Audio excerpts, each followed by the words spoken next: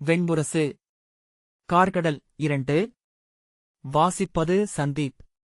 புஷ்கரவனத்தில் நாகர்குலத்து மூதன்னையான நித்யை சொன்னாள். அழகிய விழிகள் கொண்டவளே, புவியைப் படைத்த பிரம்மன் விண்ணின் உயரத்திலிருந்து அதை நோக்கியபோது அது புல்லுனிப் பனித்துளி என நடுங்கிக் கொண்டிருப்பதை பார்த்தார். அது ஏன் என்று அறிந்துவர தன் மைந்தர்களான மரீசி, புலகர், புலஸ்தியர், அங்கிரஸ், அத்ரி ஆகிய 5 மண்ணுக்கு அனுப்பினார். அவர்கள் மண்ணுலகில் அலைந்து திரிந்த பின்னர் திரும்பி வந்து வணங்கினர். ஒவ்வொருவரும் தாங்கள் கண்டதை சொன்னார்கள். மரீசி சொன்னார், தந்தையே, மண்ணுலகில் கடல்கள் பெருங்காற்றுகளால் கொந்தளித்துக் கொண்டே இருக்கின்றன. புயல்கள் காடுகளை அலையடிக்கச் செய்கின்றன. உச்சிமலைப் பாறைகள் கூட மழையால் அரைப்பட்டும் காற்றால் அரிக்கப்பட்டும் உருகிக் கொண்டிருக்கின்றன. பெரும்பசி கொண்டு அனைத்தையும் உண்கிறது தழல். நிலம் பிளந்தெழுகிறது அனல். இடி விழுந்து எரிகின்றன காடுகள். மழை பொழிந்து மீண்டும் அவை முளைத்தெழுகின்றன. 5 பருக்களும் அங்கே அமைதி இழந்துள்ளன. அவை ஒன்றையொன்று அறைந்தும் தழுவியும் போரிட்டுக் கொண்டே இருக்கின்றன. அங்கே அமைதி என்பதே இல்லை. பிரம்மனை வணங்கி புலகர் சொன்னார், அரசே, அங்கு வாழும் உயிர்களனைத்தையும் ஆட்டுவிக்கின்றது பெரும்பசி. தீப்பற்றிக் கொண்டவை போல பசியால் அலறியபடி விலங்குகளும் பறவைகளும் பூச்சிகளும் புழுக்களும் அலைமோதுகின்றன. ஒன்றை ஒன்றுக்கொன்று உண்கின்றன. ஒன்றை ஒன்று துரத்துகின்றன. ஒன்றிலிருந்து ஒன்று தப்பி ஓடுகின்றன. ஒன்றிடம் ஒன்று அடைக்கலம் புகுகின்றன. ஒன்றை ஒன்று காக்கின்றன. அங்கு நிகழ்ந்து கொண்டிருப்பது ஒரு கணமும் ஒழியாத பெரும்போர். புலஸ்தியர் சொன்னார், தந்தையே, நான் அங்கே கண்டது எந்த உயிராலும் இன்னொன்றை புரிந்து கொள்ள இயலவில்லை என்பதையே.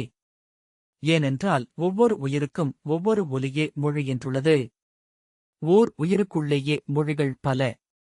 மொழிகளுக்குள்ளேயே சொற்பொருட்கள் பல. சொற்பொருட்களை ஒவ்வொருவரும் அவரவர் பட்டறிவும் உய்த்தறிவும் கொண்டு உருவாக்கிக் கொள்கிறார்கள். ஆகவே எவரும் எவரையும் அங்கே புரிந்து கொள்வது இயல்வதுமல்ல. அதன் விளைவாக ஒவ்வொருவரும் பிற அனைவரையும் அஞ்சுகிறார்கள், ஐயம் கொள்கிறார்கள், அருவருக்கிறார்கள். அந்த அமைதியின்மையே எங்கும் கொந்தளிக்கிறது. அங்கிரஸ் சொன்னார், மண்ணில் ஒவ்வொரு உயிரும் தன் மகிழ்ச்சியும் நிறைவும் வேறெங்கோ இருப்பதாக எண்ணுகிறது. ஆகவே எங்கிருந்தாலும் அது எங்கோ சென்று கொண்டிருக்கிறது. எதையோ நாடிக்கொண்டிருக்கிறது. மானுடர் இடம்பெயர்கிறார்கள். விலங்குகளும் பறவைகளும் தடம் மாறுகின்றன. சின்னஞ்சிறு புழு ஒன்று உடலையே விரலென்றாக்கி உந்தி உந்தி நெளிவதைக் கண்டேன். நீ விழைவதென்ன என்றேன். நான் அங்கே செல்ல விழைகிறேன். எப்பாடுபட்டேனும் அங்கே சென்றால் மீண்டு விடுவேன் என்றது. நான் அதை சுட்டவிரலால் தூக்கி அது எண்ணிய இடத்தில் கொண்டு சென்று விட்டேன். ஒரு கணம் அங்கே திளைத்துவிட்டு இங்கல்ல அங்கே என சுட்டி மீண்டும் நெளியத் தொடங்கியது. ஒவ்வொரு உயிரும் கொண்டிருக்கும் இந்த நிறைவின்மையிலிருந்தே அனைத்து அலைகளும் எழுகின்றன. அத்ரி இறுதியாகச் சொன்னார், நான் ஒவ்வொரு உயிரின் விழிகளையும் அணுகி நோக்கினேன்.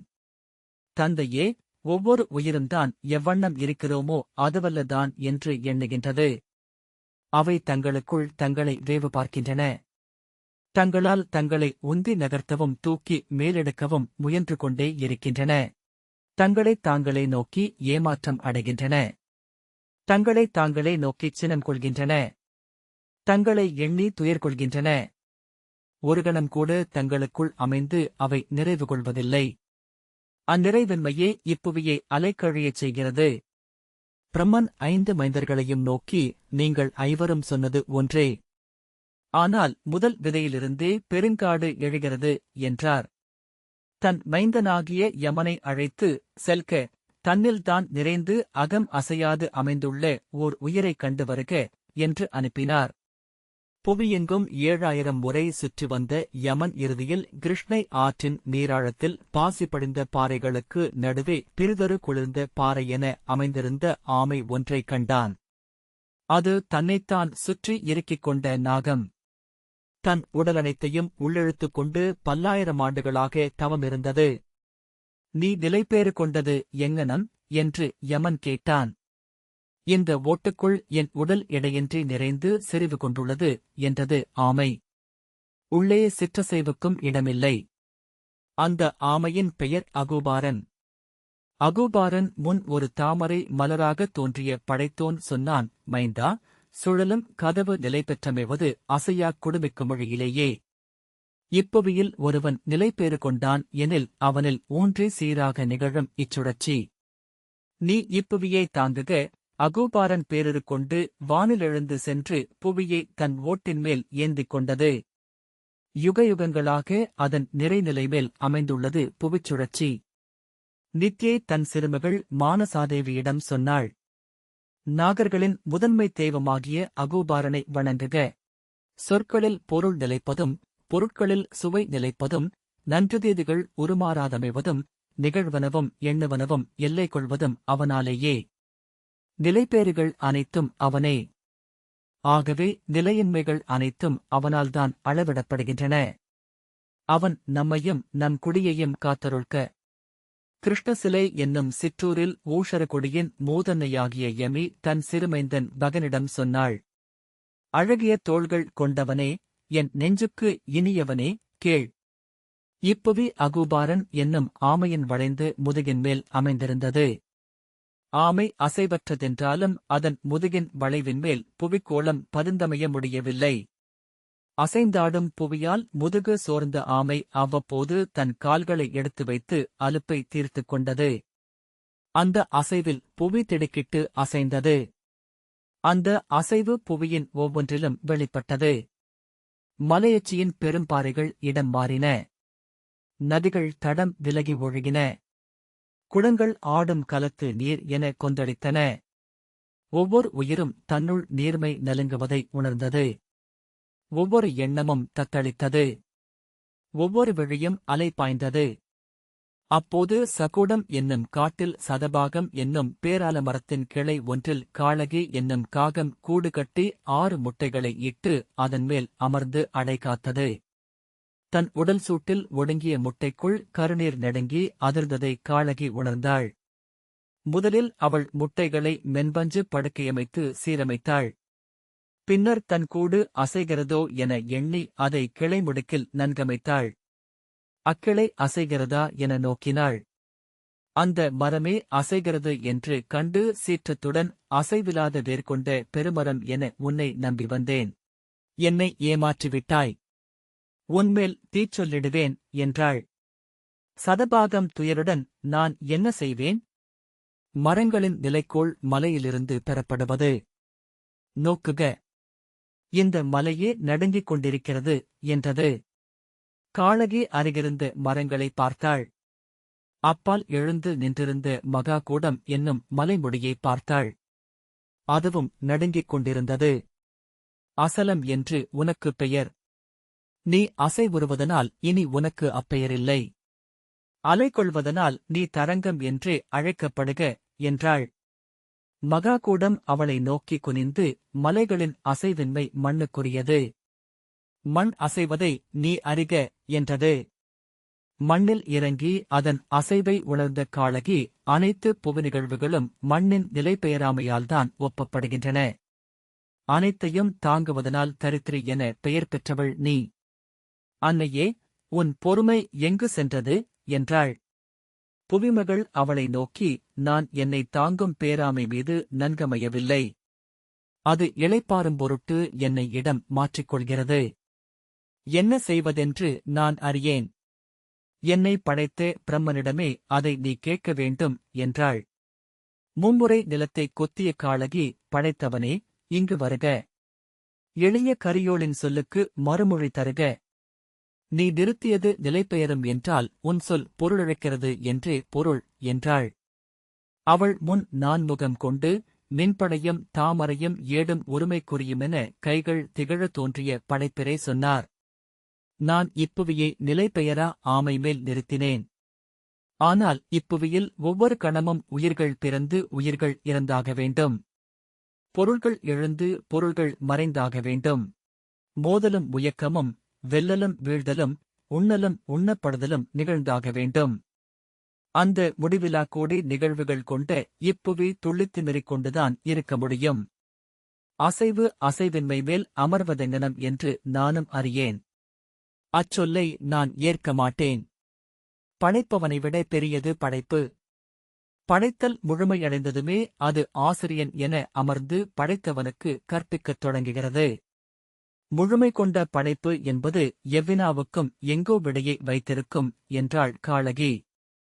ஆம், ஆனால் அது உன் வினா என்பதனால் விடை தேட வேண்டியவள் நீ.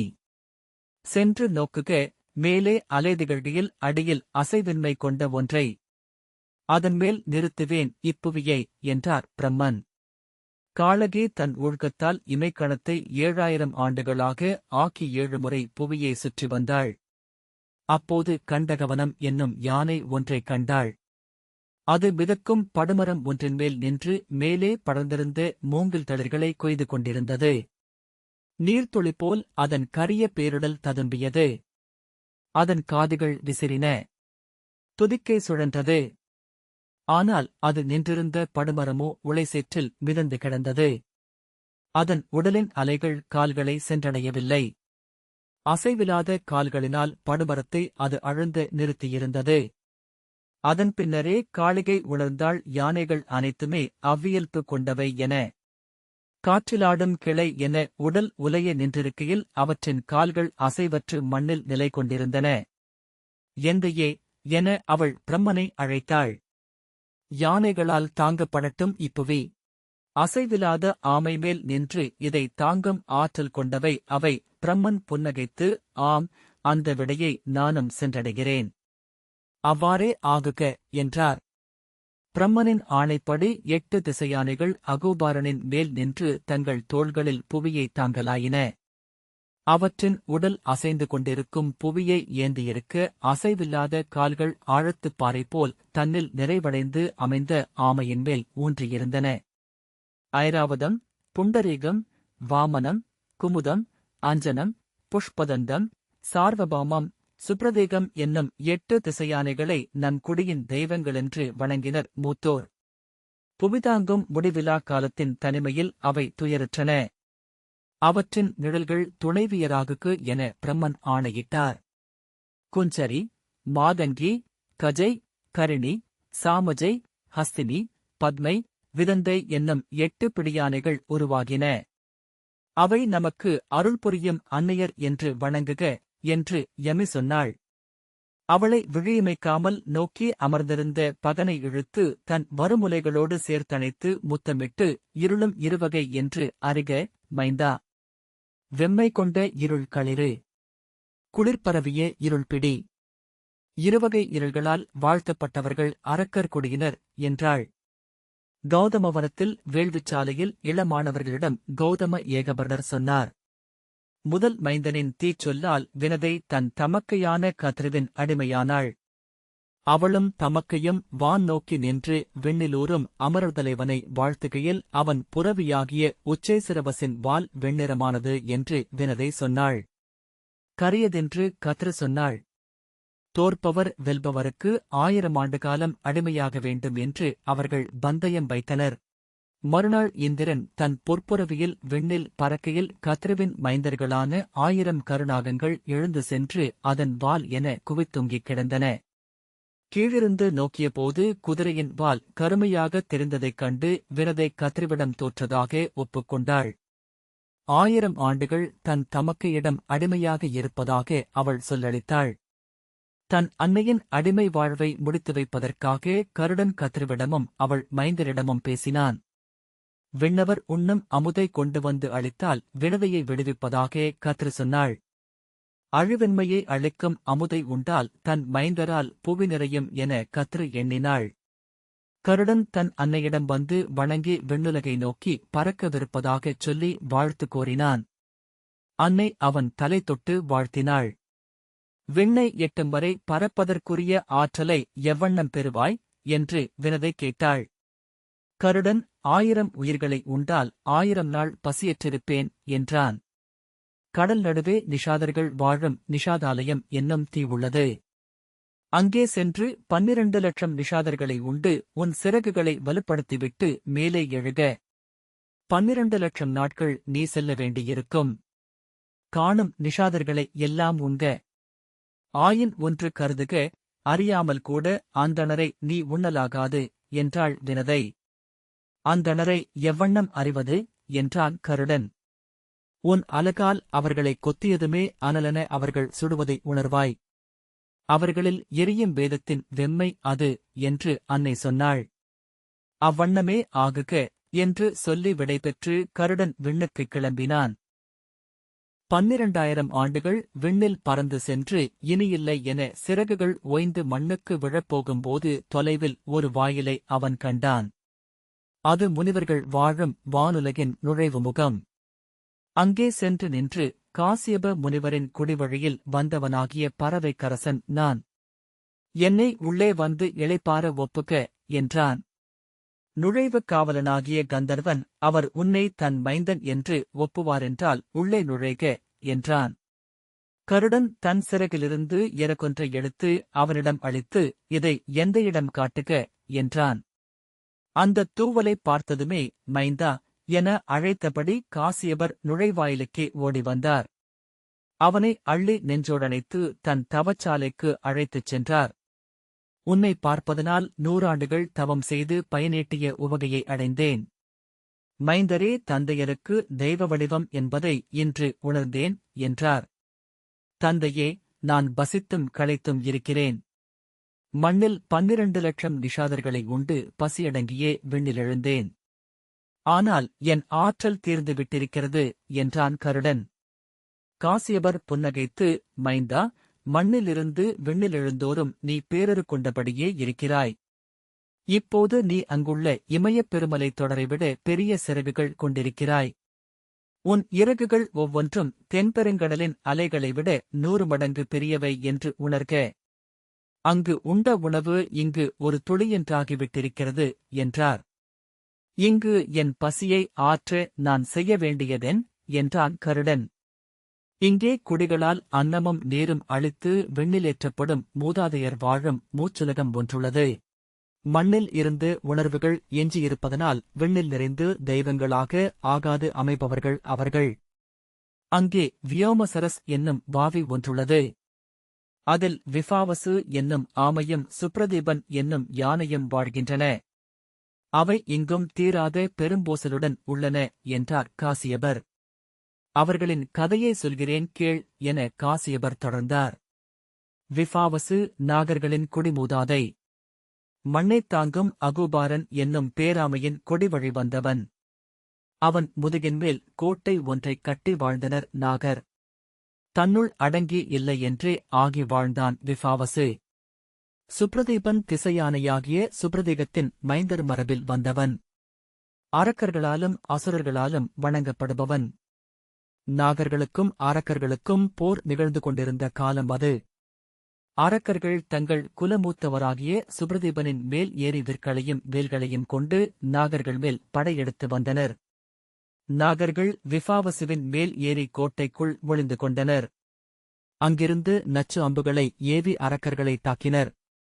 அரக்கர்கள் அவர்களைச் சூழ்ந்து தீயிட்டனர். அப்போதுதான் நாகர்களின் அந்த மலை என்பது ஒரு பெரும் ஆமை என அவர்களுக்கு தெரிந்தது. அவர்கள் சுப்ரதீபனை விஃபாவசு மேல் ஏற்றி அதை புரட்டிப் போட முயன்றனர். யானையும் ஆமையும் போரிட்டன. 2 மலைகள் முட்டிக்கொள்வது போல அப்போர் நிகழ்ந்தது. ஆமையின் ஓடுகள் மேல் முட்டி யானையின் தந்தங்கள் முறிந்தன. இறுதியில் ஆமை யானையை கவ்விக் கீழே போட்டு அதன் மேல் ஏறிக்கொண்டது. அந்த எடையால் யானை உடல் திறந்து இறந்தது. யானையின் தந்தங்களால் அடிவயிற்றில் குத்துப்பட்டு ஆமையும் உயிர் விட்டது. 2 உடல்களையும் புதைப்பதற்குரிய குழிகளை வெட்ட நாகர்களும் அரக்கர்களும் முயன்றனர். அத்தனை பெரிய குழியை வெட்ட அவர்களால் இயலவில்லை. ஆகவே அருகிருந்த ஒரு பிலத்தில் 2 உடல்களையும் போட்டு இறுதிக்கடன்களை முடித்தனர். விண்ணுக்கு வந்த ஆமையும் யானையும் இங்கே வியோமசரசில் வாழ்கின்றன. இங்கே அவை ஒன்றையொன்று கொல்ல முடியாது. அவற்றின் ஆற்றல் அங்கே மண்ணில் அவர்களின் குலங்கள் அளிக்கும் பலிக்கொடைகளால் ஆனது. ஆகவே முடிவில்லாமல் அவர்கள் இங்கே போரிட்டுக் கொண்டிருக்கிறார்கள். அவர்களை நீ உண்பாயாக. உன் பெரும்பசி அடங்கும்.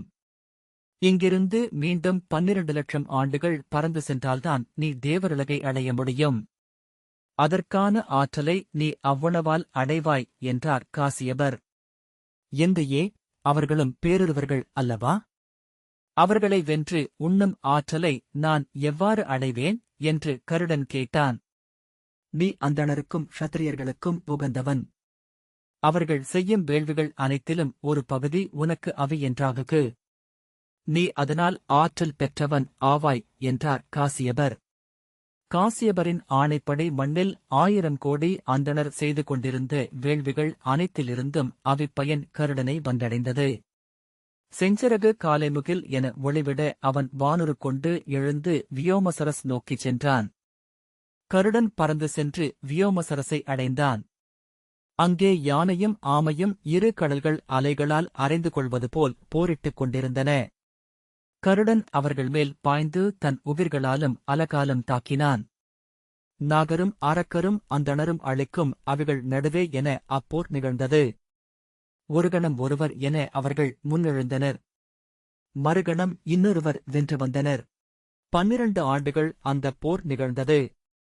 மண்ணில் அது 12,000 ஆண்டுகளாக நீண்டது. நாள் செல்லச் செல்ல நாகர்களின் அவி குறைந்தது. அரக்கர்களின் அவியும் குறைந்தது. குறையாத அந்தணரின் அவியால் ஆற்றல் பெற்ற கருடன் ஆமையையும் யானையையும் வென்றான். அவற்றை தன் 2 கால்களால் கவ்வி எடுத்துக்கொண்டு விண்ணிலெழுந்த கருடன் சேக்கேறி அமர்ந்து அவற்றை உண்ண ஓர் இடத்தைத் தேடி அலைந்தான். அப்போது அந்தணர் நாவிலெழுந்த வேதம் சுபத்திரம் என்னும் பேராலமரமாக விண்ணில் எழுந்து நின்றது. அதன் தெற்குக் கிளையில் அமர்ந்து அந்த ஆமையையும் யானையையும் கொன்று கிழித்துண்டு பசியடங்கினான். ஆமையின் பொறுமையையும் யானையின் விசையையும் ஒருங்கே அடைந்தான். மேலும் 12,000 மடங்கு பேருரு கொண்டு விண்ணிலெழுந்து தேவருலகை அடைந்தான். அங்கே தேவர் தலைவனை வென்று அமுதை கவர்ந்து வந்து தன் அன்னையை விடுவித்தான். கௌதம ஏகபர்தர் சொன்னார். வேதச் சொல்லால் வாழ்த்தப்பட்டவனை அனலை சிறக்கென்றும் மின்படையை அலகென்றும் எரிமீன்களை விழிகளென்றும் கொண்டவனை வணங்குக. நம் குலத்திற்கு மூதாதையை, நம் குடிகளுக்கு தெய்வத்தை, நம் சொற்களுக்கு காவலை வழுத்துக. அவன் நமக்கு என்றும் அருள்க. அவர் முன் அமர்ந்திருந்த மாணவர்கள் ஆம், ஆம், ஆம் என்று உரைத்து கைகூப்பினர். இந்த வாசிப்பை கேட்டதற்கு நன்றி.